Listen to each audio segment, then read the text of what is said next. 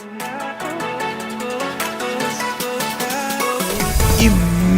if you have your vision as the car with the right team. Imagine how quick that vision will come into the footsteps. Something that was taking 5 years takes 3 months. This morning is all about leadership and influence.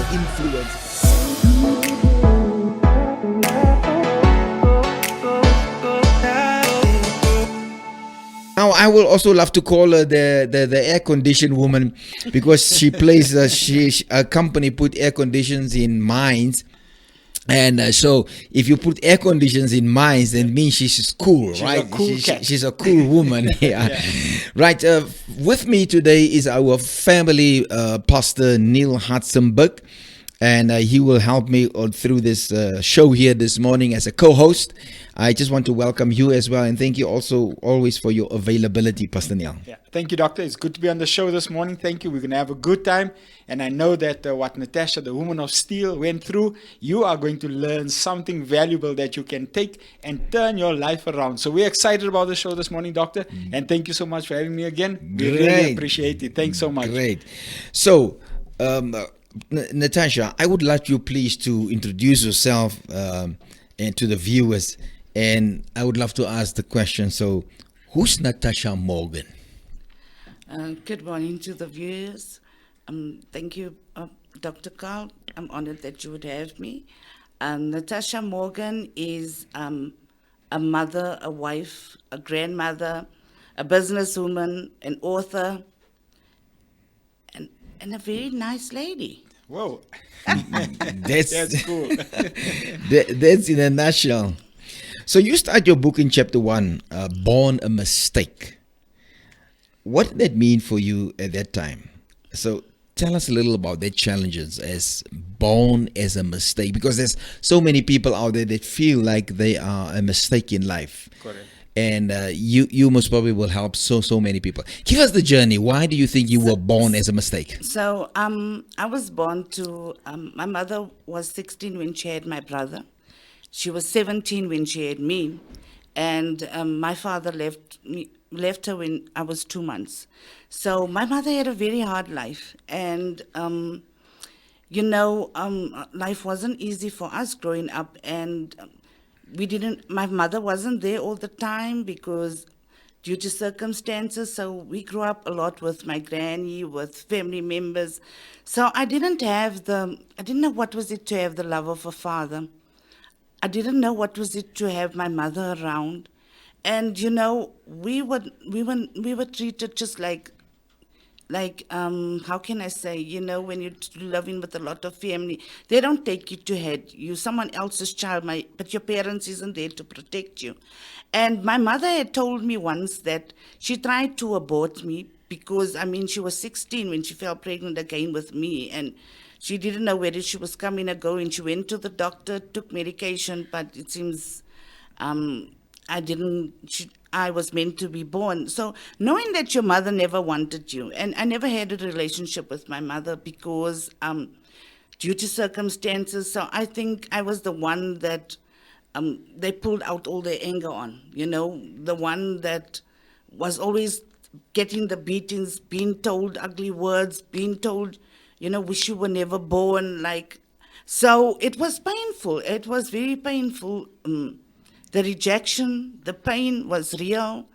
I was very sensitive as a child, and I think whenever, and I was a very emotional child as well. But I think that was because I felt that I was just a hindrance that had to be around, and that's how I felt. And growing up, it was that way.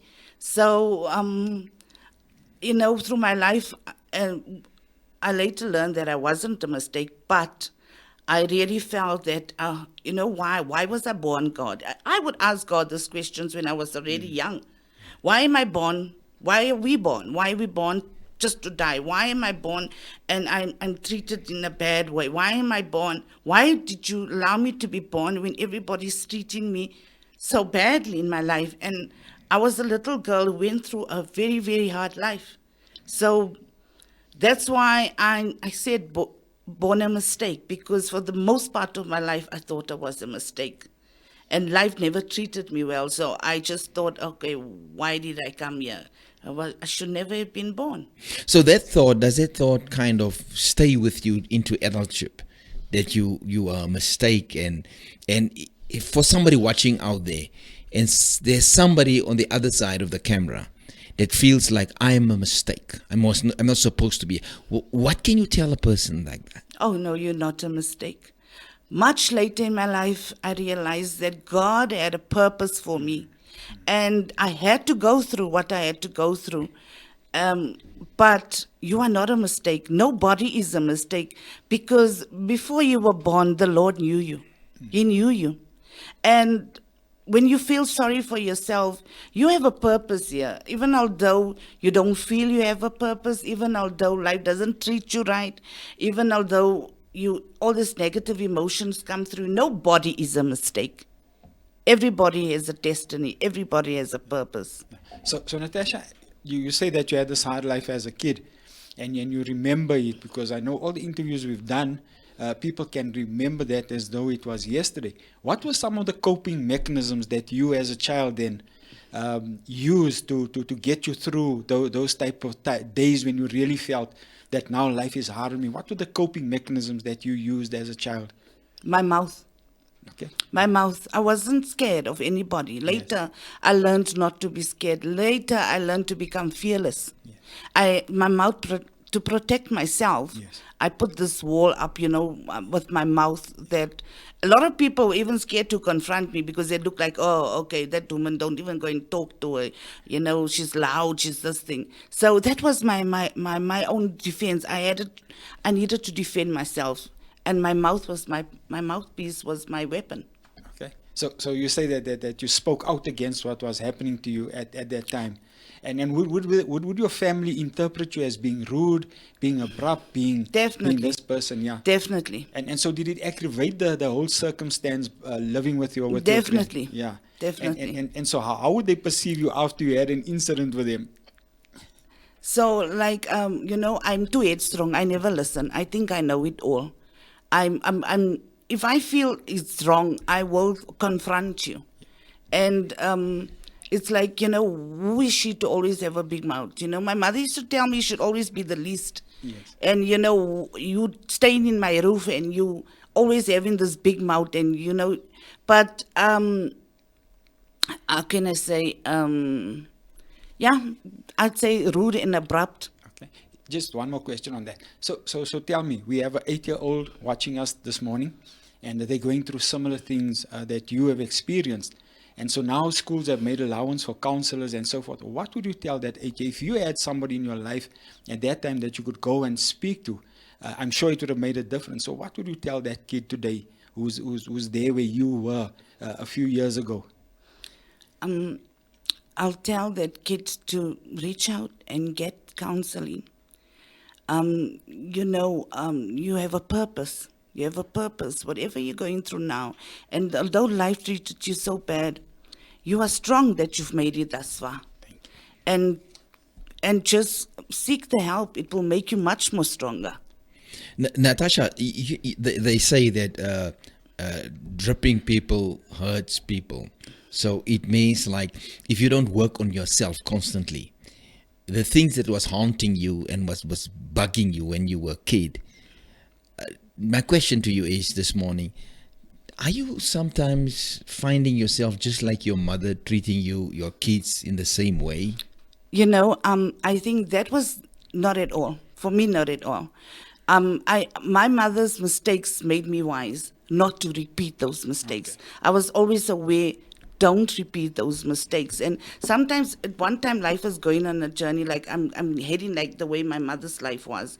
But I hit myself right every time and I said, you can't repeat those mistakes. You quickly align yourself. I quickly clap myself and say, you can't. If you're going to do that, then you know what? You're just allowing history to repeat itself. In your book on page 9, you mention in one occasion when your mother was abused by your sister's father. So he struck you. So tell us about how this end up in fear and what did that brought? You know, I was about 4 years. And when I told my mother the story, she said, "How do you remember?" Wow, You on were 4. I was about 4 years. So he was beating my mother, and he beat my mother often. So we stayed by my granny because of the abusive relationship she had, but sometimes she'd pick me up. And I was crying for her because he was beating her terribly. And as I cried for her, he turned around and he beat me. I mean, he beat me At that 4? he beat me that my face was swollen. My granny said my lips and everything was so big and huge. I got a beating, not a smack, a good beating. And I had to sit in that corner. And I remember I peed myself and I cried. I was too scared to make more noise in case my mother got more hiding or me. I must just admit, as we do the interview, I don't know, our family pastor is here. You when you go back there, your eyes get very glossy. Yeah. And it seems like it's like yesterday. And there's some tissue on the desk if you like to. So why do you tear up when you go through that? It was a painful time in my life. Imagine, it was traumatic. A 4-year-old child being beaten, unrecognizable, and a mother being beaten at the same time. You are 4 years, you are helpless. Yeah. Imagine all the fear and pain, and you look into your mother, and she's helpless. So it's something that was always in the back of my mind, that it was one of the most traumatic times in my life. So I will say, if somebody's out there, this is the book to get, The Unbreakable Woman. I must just say, you rocked up here this morning. You're not that well. You rocked up with an oxygen machine as a standby, and health-wise, do you think all these traumas had an impact on your physical health today? Definitely. So, you know, if your mind is not well, how can you expect your body to be well? Mm-hmm. So all the pain you endured and all the trauma you go through, it's there in your subconscious. It didn't go away. And if you didn't deal with it, it stays there. And, you know, I believe it just gets packed on as life takes you. And at one time, your body is going to break down. Mm-hmm. It's going to break down. It's going to manifest in all kinds of sickness. Mm-hmm. Because I've been through lots of trauma in my life. That was just one event. As you go through my book, you realize I went through so much. And I tried to be strong on the outside, but I wasn't doing too well. And there came a time when my body broke down. Tell us about your health condition right now, for where you are right now. So last year I was diagnosed with pulmonary hypertension, which means I've got hypertension in my lungs, and it's very difficult to treat. But that's due to blood clots in my lungs. And after that, I got COVID twice, and I got it bad. So, you know, so I'm supposed to be 24 hours on oxygen to allow my heart not to strain itself so much, and to allow the oxygen flow to go to my lungs much better. It's very tiring. It's not nice, but anyway, I know God is in control through it all. So you attribute those things to growing up. I wanted to ask a question. Was there ever a time during that 4 to 6, 8-year-old period that you wanted to run away from home? Did you ever attempt it? No, not then. Later, yes. Okay, yeah. And so what drove you later to do that? When I was younger, I was a very fearful child. I think, you know, I was instilled with a lot of fear. And I remember I would never sleep alone unless my granny doesn't go to bed. I would go into my granny and I'll sit there and I'll fall off to sleep till she goes to bed with me. I would never be in a room alone. Unless there's no people. So I was fearful to be alone. Yeah. So that's why at that time I held on to my granny a lot. Okay. Now, let's talk about your teens. Was your teens much easier than your childhood? How will you compare the two? I can't say it was much easier, but yeah, I'd say it was much better because I was older, I was stronger, able to defend myself. Yeah, I was a rebellious teenager. I rebelled a lot. I was very headstrong. I thought I know it. I know everything, So I tried to fit in more with the wrong crowd, learning to drink and learning to smoke and trying to be like, one of the, although I went through my school years, I had many friends, but I never had one close friend. Okay. So I tried a little bit more to fit in, but in the wrong way. Okay.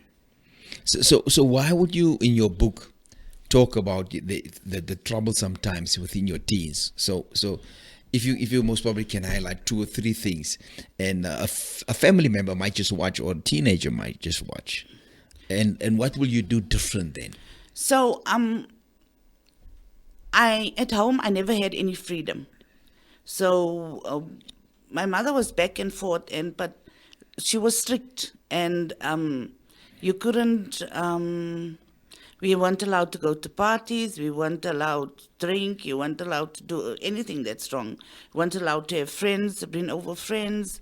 So I wanted freedom, and I rebelled. I'll run away to the parties, and I'll find a way to go out. I'll find a way to go and be mischievous, because it felt nice, man. It felt nice to be free.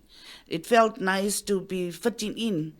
And one thing I regret is that I was very good at schoolwork. Although I went through so much, I excelled in my school. Mm-hmm. And had I focused on my studies, I would have become something that I wanted to have been. What was it? I wanted to be a doctor. Okay. And I've definitely had the potential to be one. But I ruined my life early because I wanted to have a boyfriend. I just got way overhead with whatever I was doing, and I rebelled against my mother because she was never there for me. So now why must I even listen to her? And why I'm not gonna listen to these people? When I was younger, they ill-treated me, And I'm sorry that I should never. If I could turn back the clock, but unfortunately I can't. I had to make later the best of what was given to me. And you know what? There comes a time when you have your freedom. That time will come. That time will come when you are able to choose what you want to do, who you want to go out with. You're too young at that age, wanting to drink, wanting to, like now the youth are taking drugs, and we think we know it all. I thought I knew it all, but you got a long way to grow up from there. In spite of the upbringing, as a child in your teenage stages, you were also sexually assaulted. Yes. By an uncle. I mean, like, sure, what more? It's like the one thing on the other. The mere fact that you are sitting here today is a testimony that there's something special about your life, and we really trust God for your health, and that you will be the real woman that God wants you to be. And what I mean by that, in absolute health. Yes. And that's really our desire. What happened with the situation about your uncle? So, I think I left a lot out in my book, because I wrote my book over 3 months. I just wanted it out. So, my uncle actually molested me for many years. I was raped once only, but he sexually, whenever he could find me in a corner, he tried to fondle me. So it was over many years. And I had nobody to tell. My mother wasn't there. I didn't have a father. And if I tell, it was going to break down my family, and I knew no one was going to be on my side. So it was traumatic. And I felt like I was damaged goods. I never felt pure. I never felt good about myself. I felt that, even any boyfriend you get, coma, because you're not even pure yourself. Mm. And you degrade yourself, yes, in any case, I because did. you think you deserve that. Yeah, because I'm not a pure woman. Mm. And it scarred me deeply. It scarred me till, if I say I would dream it till about 2 years I haven't had dreams, but late into my 40s I still had dreams. So the scarring stays there with you, and that's a part that will always affect you if you don't get the help. And we you need to speak out. You need to get the help. I wish I'd spoken earlier. I wish I'd gotten help. I don't think I would have made so much wrong decisions. I felt I wasn't pure. Over what period of time did that abuse happen? From what age about? Because it didn't happen just once. Or? No. Maybe from the age of, I could say 4 also. What? Don't say. Yeah, because my mother would leave me to stay with my granny. And, my uncles and my aunt stayed with, so I stayed with my cousins. And yeah, I'd say from that age, But I'd always try not to be in the room with that uncle. So that's why I was always fearful also. I always wanted to just be by my granny. Is this uncle still alive? No, he'd passed away. Okay. So as a child, the uncle that molested you sexually, tell me, did he ever offer you some form of security, love? Did you view that as a point of love that he would do that? In a way, maybe he was good, like, like you mustn't beat the children, don't hit them, and like that.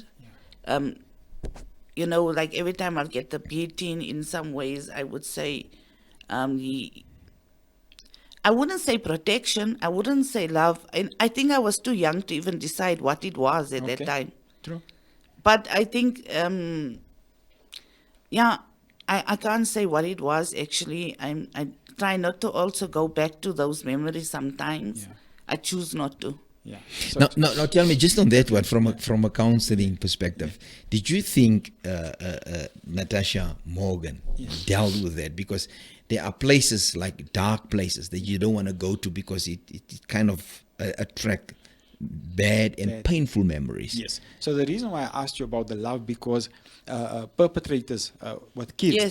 they always offer some form of security, some love. They want you to view it as love, because that ultimately would damage how you perceive love later in life, in acceptance. I agree with you. And, why I say a perpetrator, he is not only doing it to you, he's doing it to To others. other people as well, Because yes. later I found out he tried to do it to others as well. Yeah. Or he did it to some others.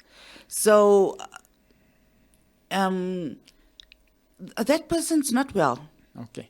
Have you ever, did you feel, was there ever justice to what is done? Do you think that he should have paid in ways beyond that? Because it's going to help you deal with that, and also getting to the point of a place of forgiveness, so that you can carry on and live on with your life. I have forgiven. Okay. I have forgiven. Because when you forgive, you set yourself free. And when I didn't forgive, I think I held on to so much anger that I was destroying my own self. Okay. So I chose to forgive. I chose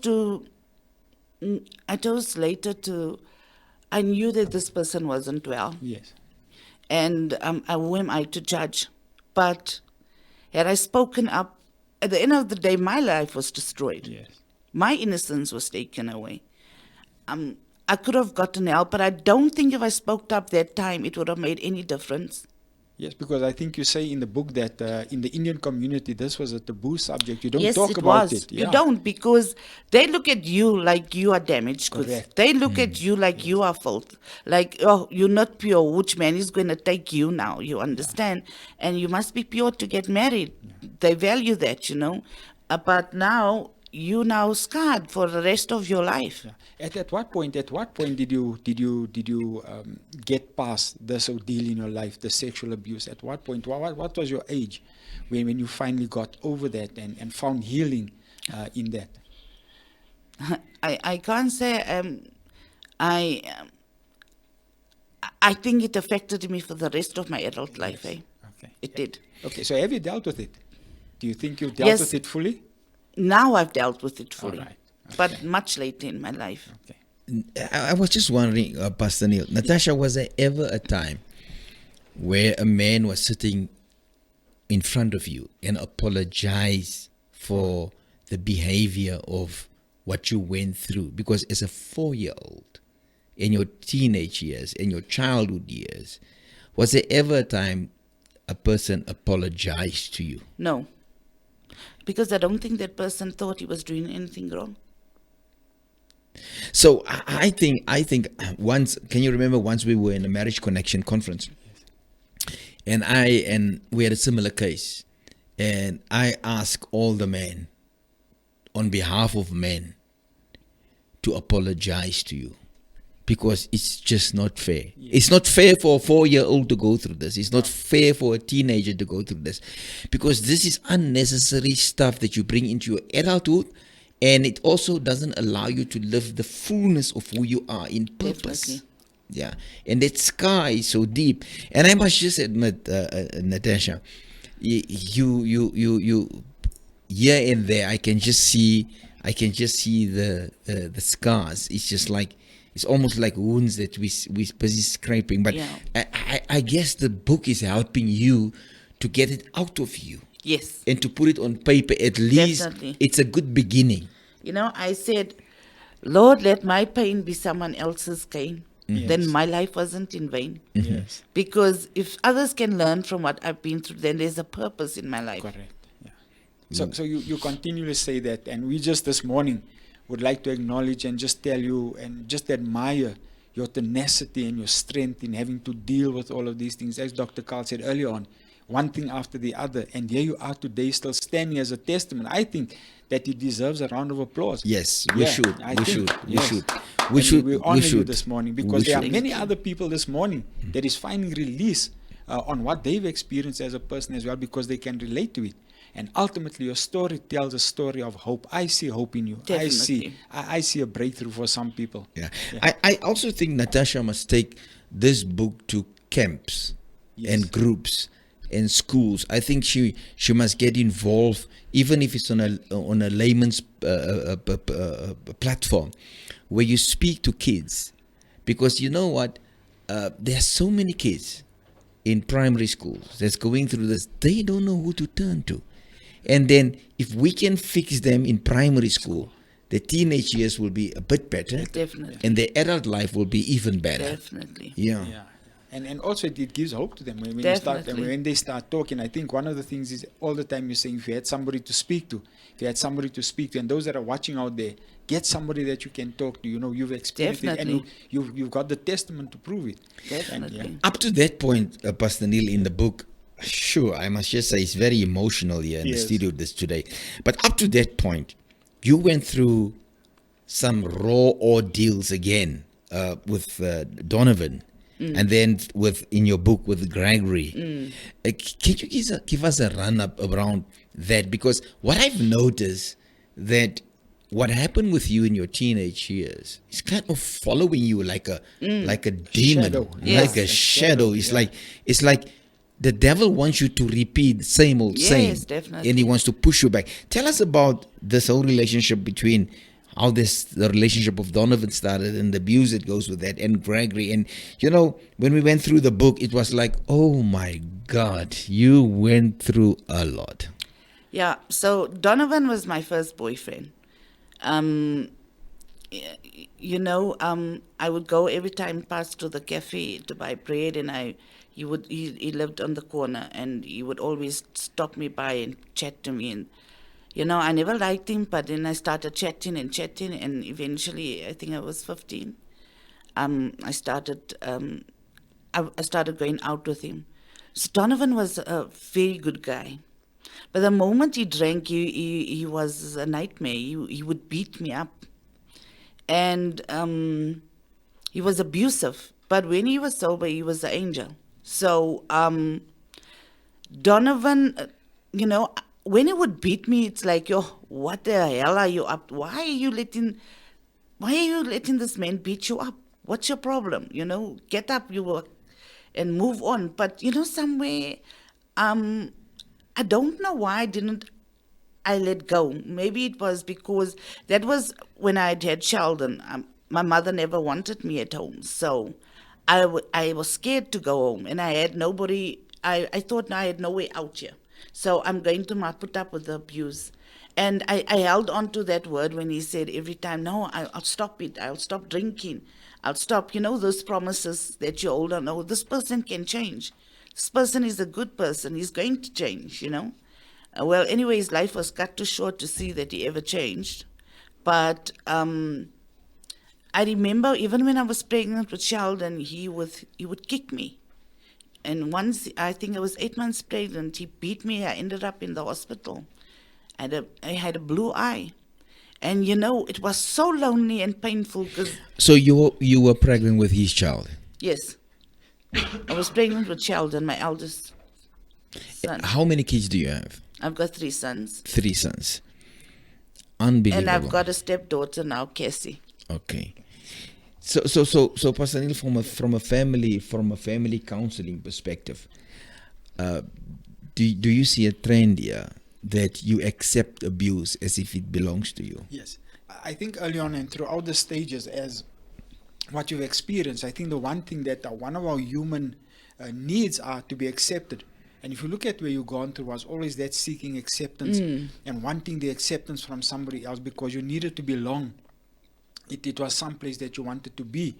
And the one question that I think begs is, why would you stay in that abusive relationship? Was that acceptance that they offered you? Why was it real? Was it a true thing? I think many women would stay in relationships like me is because you believe that person is going to change. You have that hope.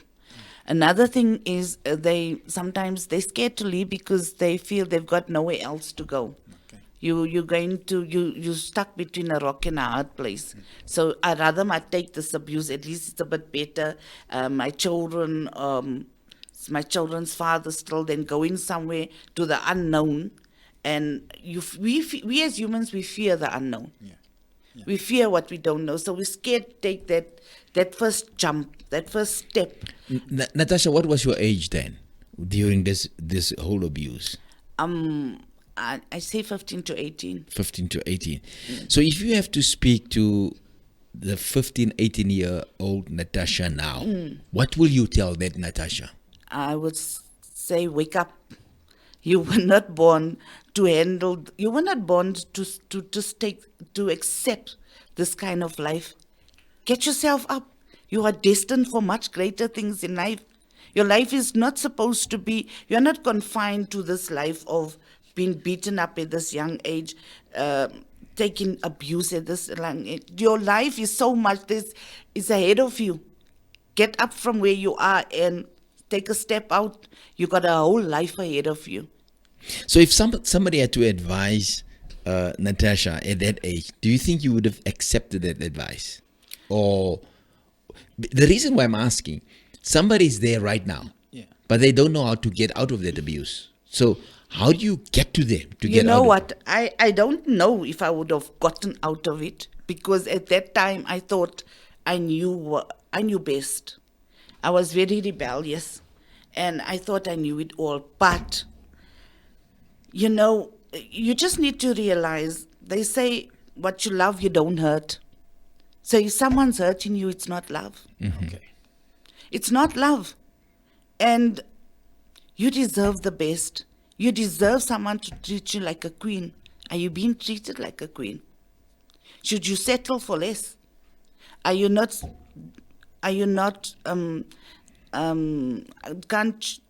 you realize that there's so much goodness ahead of you? You deserve someone to love you, to care for you, to acknowledge you.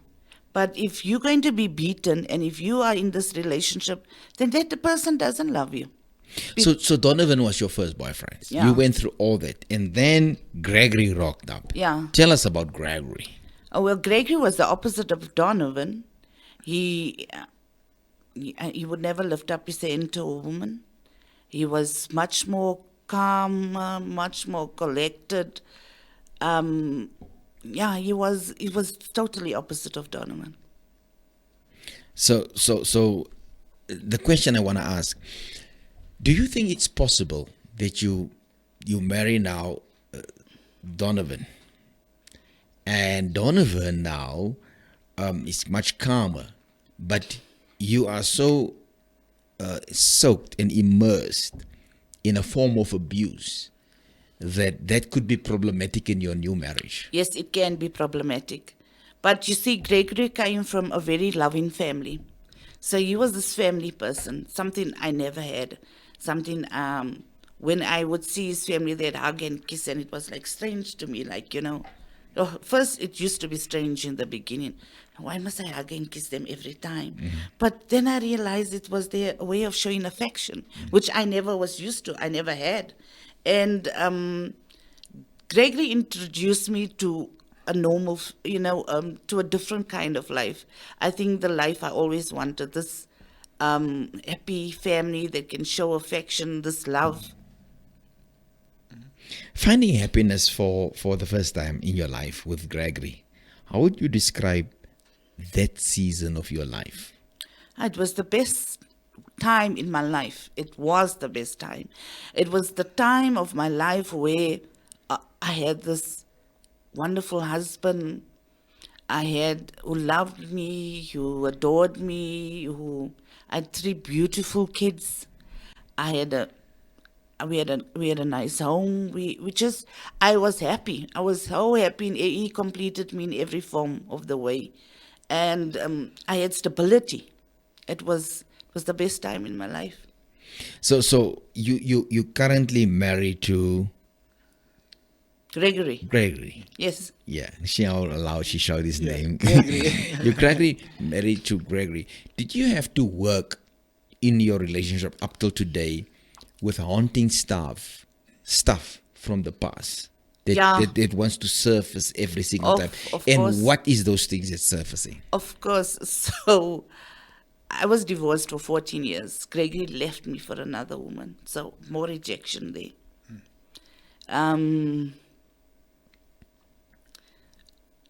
Up until now, I still have to work on. I've forgiven him, but there's times when you can't forget. There's times when he does things that takes you back to that time when Gregory became a new person. So I was married for 8 years, and when she started having an affair, and he became a different person, the person I don't know. He started drinking and partying a lot, and there's times when he does have times when he drinks a lot, and he reminds me about that Gregory that I didn't want back in my life, that put me through to so much, and I have to tell myself, you know what, it's just clap myself right and say, you know what, pull yourself right. You can't now bring this expense and take it back to the past every time you're looking at the past. But it's not easy being with that same man, and not saying that the past doesn't pop up. It does pop up every now and then. And, we all say we forgive, but sometimes the brain it forgets, but there will be moments when that flashbacks will come back. Like I said, even with me being sexually molested, till later in my life, you would dream it. It would come in your dreams. It haunts you. It doesn't totally go away. You got to work on it. You got to work on this thing. You got to fight it. Have you shared your story with Greg's? Yes. With Gregory. And you said Greg. Sorry, just coincidentally, my brother-in-law's name is also No Gregory problem. Morgan. Is it also Gregory? Gregory Morgan. Isn't it the same Gregory? I must go check. I'm just playing. No, but it's not the same Gregory. Also Gregory Morgan. So we call him Greg. So tell me, in that time, did you share your deal with Greg, and what was his response to you at that point? He knows everything about my life. As I wrote my book, I told him I'm writing this. I have to be open with it, with Yes. what happened to me, because I want someone to learn from what I've been through. And Gregory knows everything, and I wrote this book a lot with his consent as well, because I'm going to spill the beans on him as well. Yes. Yeah. What you did to me. I'm not you sure. support that? I'm not sure if I would have been comfortable. It's like, wow. Did he support you emotionally? He through did. That? Yeah. He did. Yeah, that ain't more where I'm coming through. And what were the things that he would have done that would stand out for you, sharing this and the support that he offered? What were some of the things that he done? He supported me when I was writing this book. I mean, at times I would sit in my office, and then maybe he'd cook and do other things to know, okay, let she just concentrate there on her book, take some work from the office because Natasha's busy writing. So he'd help me out in a lot of things. He'd do the grocery shopping, he'd do the cooking, he'd do so much of things to make sure I have time to write my book. I can imagine the emotion, the roller coaster Oh, yes, while doing this book, Yes. because it pulls you literally to that time. yes. And brings you back and pulls you. Tell us a little about your children, and specifically before we get there, you talk about the 3 Ds in your book. Yeah. You talk about death, divorce, and depression. Yeah. Why did you pin that specifically into your book? I wrote my book as from the time I was born, so it went it went along that pattern. And apparently, when I named my chapters, I was just putting everything that came to my mind at that time. What I'm going to change it later, but I never did. So death happened, divorce happened, and depression happened exactly in that order. So my granny died, and my granny was everything to me. Your support. My support. So when she died, 3 months later, my husband left the house for another woman. And this was also not new. I was still in this depression, this painfulness. I lost my granny. And then he just, out of the blue, I never expected this from him. I think, not him, maybe other people, but not my husband. So when he left, I went into this dark depression. I lost my granny, I lost my husband in the space of 3 months. My granny lived with me. So now I come home to this empty house. So it was just too much to handle.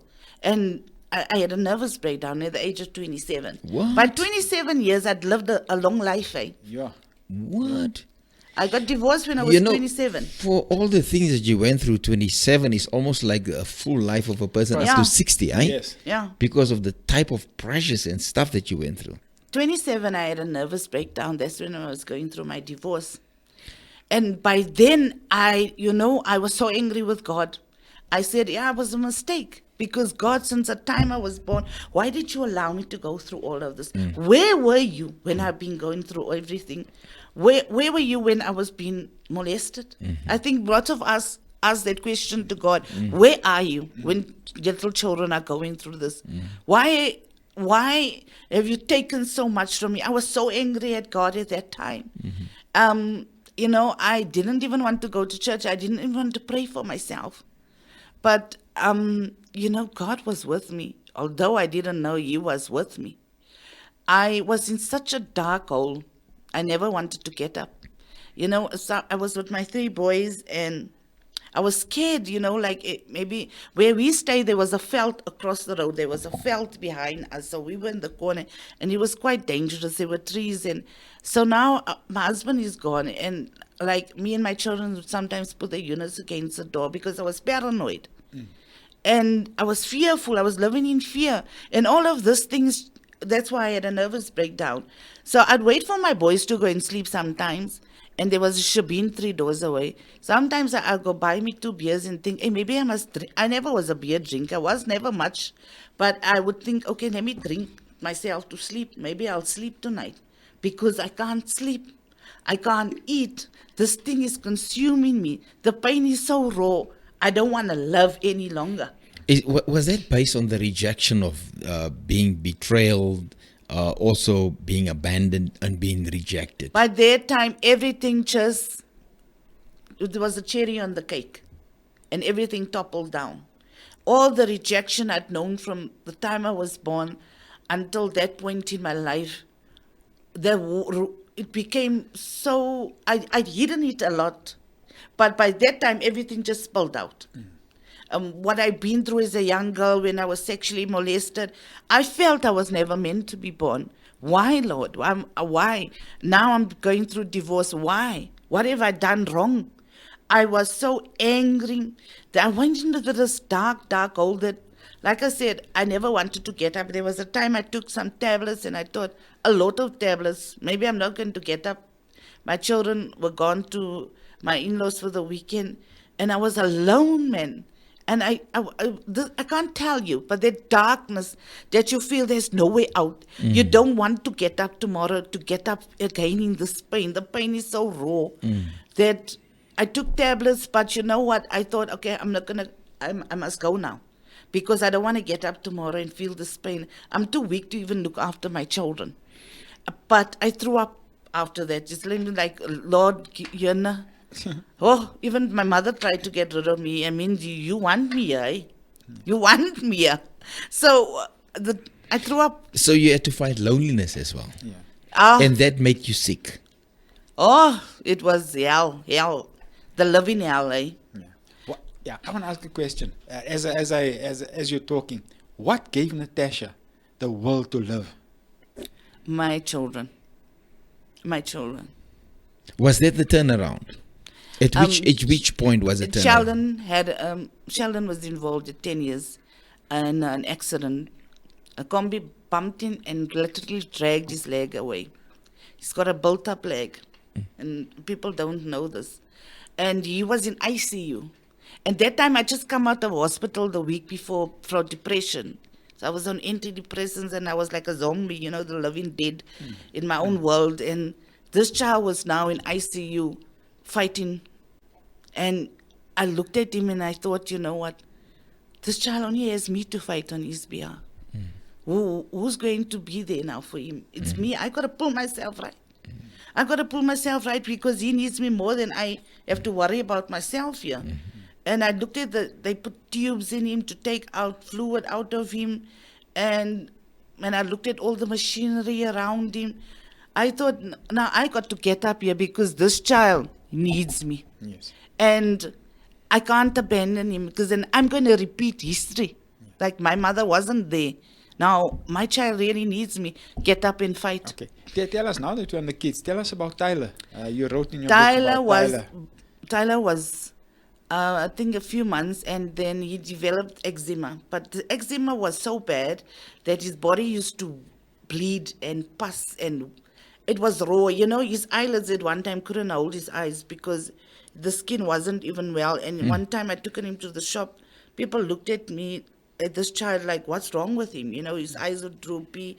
And I'd taken him to every doctor I could hear to help his eczema, but they said they'd never seen it to such an extent. And one doctor said, we can give him Valium every night to sleep. We don't know how to help this child with the misery that he's in. And, you know, I tried every doctor. I was never going to give up on my son. I would see him crying in agony, and I cried out to the Lord, help me. So I'd searched for many doctors until I found one that worked on homeopathic and biological medicines. And they used Tyler like a guinea pig. I said, use him, what else can we do? Because nothing is working. Or the cortisone or the drugs is not working. Use him. And they took his own urine and made a serum for his own antibodies to fight what was going on. And it dropped to a normal eczema. And then from the one allergy, it hit into asthma, full-blown asthma. So from the skin allergy, it went into the chest. Yes. And then he was, many years, he would, every 3-4 times a year, I'd know, okay, it's hospital time. I must pack my bags. I'm going to sleep tonight in the hospital. You went through a lot, but then there's one chapter on page 60, and that is your turnaround, which you call your new page in life.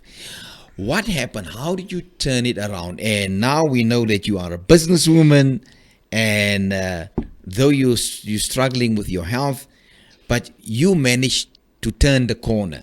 Talk to us about that. So, you know, although I went through so much, I knew I was destined for something greater. Because, like, when I was in school, I excelled. I always did well, even if I never studied. You know, they couldn't understand. She's not studying, and here she comes and gets such high marks. It's something God had given you. So I'd pick up quick on things. You know, I would adapt quick to things. So my breakthrough came. Do you want to go on the part with my business? Yes. Oh, okay. So after Gregory and I were divorced, 4 years after I'd met Victor, let me first go there. Victor was much older than I was, and I wasn't attracted to him because it was an older guy. He was quite big, but he was a good friend, you know. It's like I could speak to this guy about everything. Maybe he was much more mature than me, and he he tried to help me a lot because I wanted to study. I never finished my matric because I had children.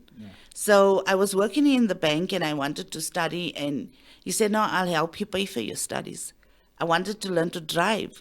He said, no, I'll help you. And I thought, no, but this guy's helping with everything. He definitely wants something. But anyway, at that time, I thought to myself, I need to get up from this pit. I need to be strong. I know I'm destined for something greater. While I worked in the bank, I like I said, I got a better position, and one position I went for was a finance manager's assistant.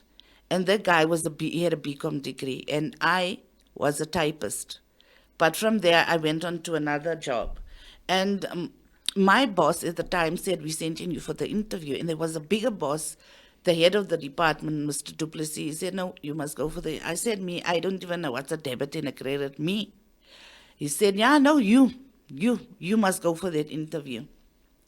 And, I remember asking her questions of a debit and a credit and a this and a that. So when they asked me questions, I must know little. But, I got stuck in that interview and I told them, actually, I don't know why I came here. But I know I have the potential to be successful at whatever I put my mind to. I know I have the capability, but I don't have the experience here. So I tell you the truth, if you take me, give me some time, but I know I would do well. And I came out of the interview and I laughed and I said to my boss, Anaka, how will they ever take me? I told them, I don't know what. I eventually talked the truth. And then she says, yeah, we'll just wait and see. So when they said I got the job, I was like, Lord, you want this job? Ah, my goodness. There's people doing debtors and credits and other forms of accounting. Me, I never even liked accounting in school. But anyway, I'd gotten the job. So let me now give you a little bit of a history. At the same time, I met, Victor, I can't say that it was really much of a love, but it was more like, he was a lot like a father figure to me, What was the age gap? 17 years. Okay. So he was like a father figure to me. Maybe that's why, because I never had a father, Craving, yeah. And it was my mother's age. My mother and I are 17 years apart. Okay. So that kindness, that caringness, I think I love that. I love that. And I got married later to Victor, but I would say we were more business partners because Victor did work on the mines, but not much of this the icons. It was the big machineries, the caterpillar, the dozers, and he would maintain the icons in those big machinery. And he would tell me, I made 200,000 or 500,000 for my boss, and he's just paying me this. And then I said, no, man, and, this guy's old and he hasn't got long to work, So maybe I'm going to register a business. I didn't know much, but you know what? I was in the field where my boss was the chartered accountant, so he taught me everything. And while I was studying outside, I was studying business management through UNISA, and I battled with the finance and accounting. And I remember I'd go through my textbook and I'd go to my boss and he'd just go on the whiteboard and say, okay, no, this and this and this, and he'll sum that book up in no time. So that also gave me a background of business, you understand, business, because I was studying business management. So I decided to register business, but I had my boss and my ex-boss, they were both chartered accountants, to guide me on business. And I was still working in the bank, and I thought once this business picks up, I'm going to leave here. I'm going to do my own thing now. So the business started picking up. So the business is involved like, I have technicians that goes on to site 24 hours because the mines rotate 24 hours, and they do this big. They fix the aircon in the machinery. We do the normal office aircons, but that wasn't our. We specialized in earth moving machinery aircons, and later I learned that Victor couldn't read and write properly. He was actually illiterate, but he was great at his hands. So I was the brain and he was the hands, and it was going well. until, okay, we got divorced later because, like I said, he lived in Woodbank and I lived in Johannesburg with my kids. He ran the business from there and I ran the business from this side. And, okay, it wasn't never going to work because he had another life there and I was always with my kids, you know. So when we got divorced, I took the air conditioning side and he took the other side of the business. And do you know, up until I think 3 years, I had learned, although I'm in this business 15 years, only 3 years I seen what was a compressor and what was it this. I knew business, but I didn't know actually what exactly the parts and the components and everything that I was quoting on. So my last contract it was for 4 years, where I had 20 guys working for me, technicians working for me. I had 14 buckies out on all the sites, 24 hours. And the mine, let me tell you something, it's a male-dominated industry. And they're rude. And I can be also rude, you know. Not like rude as in swearing, but I'm not going to take nonsense here. Firm. Yeah. So even Gregory came aboard when we got back together, but he's not firm. He's not like Natasha, like, you know, if you're going to tell me, I'm going to tell you back. And I don't care what you are. And, you know, there's a lot of racism in the mine. If you can't talk Afrikaans, dan het jy 'n probleem. And you can't talk, so it's either it's black or it's white. Afrikaans. But as jy in between is bietjie baie sleg, né? So I had a tough time on the mine, but the mine knew me. They knew that woman, don't go even mess with her. She is going to take you down. And I think by later I became so fierce. And I became a ruthless businesswoman because I knew that I walked with the Lord. And no man, I will fear no man, because I used to tell God, you guide me. You give me the words. You tell me what to do. But I know because the Lord said I had not given you a spirit of fear. And what made me stand out in the business world was I was fierce. Yeah. Fierce. And I had a reputation for don't mess with that woman. What's the name of your company? Potent air conditioning. So are you still involved with mining and air conditioning? So you'll see later in my book, I had organ failure 3 years ago.